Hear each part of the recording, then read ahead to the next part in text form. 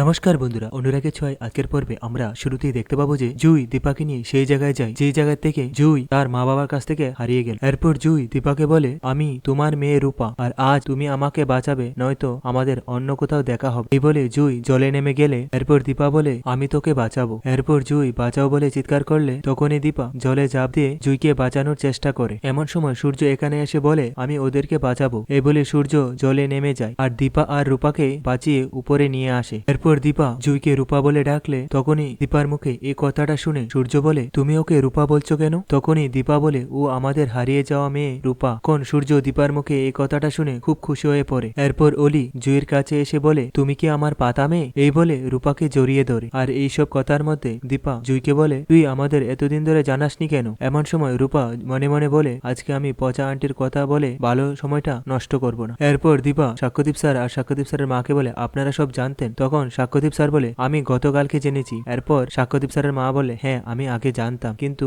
রূপা আমাকে বলতে বারণ করেছে। এরপর সোনা লক্ষ্য করে যে সবাই রূপাকে নিয়ে ব্যস্ত। সেটা দেখে সোনা অভিমানে চলে যাচ্ছিল। এমন সময় সূর্য অলির হাত ধরে বলে, তুই কোথায় যাচ্ছিস তুই? আর আমরা এতদিন পরে এক হয়েছি। এরপর রূপা সোনাকে বলে, আমি বাবার উপরে রাগ করেছিলাম আর তুমি মায়ের উপর, আর আমরা কারোর উপর রাগ করে থাকবো না। এই বলে সোনাকে জড়িয়ে ধরে। এমন সময় সূর্য জুইকে বলে, ওই 5টা বছর কেমন কেটেছে, আর ওই 5টা বছর আমরা আর মনেই করতে চাই না, আর আমরা এইসব কথা ভুলে যেতে চাই। তখনই রূপা বলে, আমি বলতে চাই না, তাহলে তো আমি জানতেই পারতাম না রক্তের সম্পর্কের বাইরে কেউ কাউকে এতটা ভালোবাসতে পারে, মানুষ মানুষকে এতটাই ভালোবাসতে পারে, আর আমি 5টা বছর ভুলে যাব না। রূপার মুখে এই কথাটা শুনে সাক্ষ্যদীপ স্যার বলে, ও কি আমার কথা বলছে? এরপর রূপা সাক্ষ্যদীপ স্যারকে জড়িয়ে ধরে। তো বন্ধুরা, আজকের পর্বটি এখানেই শেষ হয়ে গেল। যদি ভিডিওটি ভালো লেগে থাকে লাইক করবে।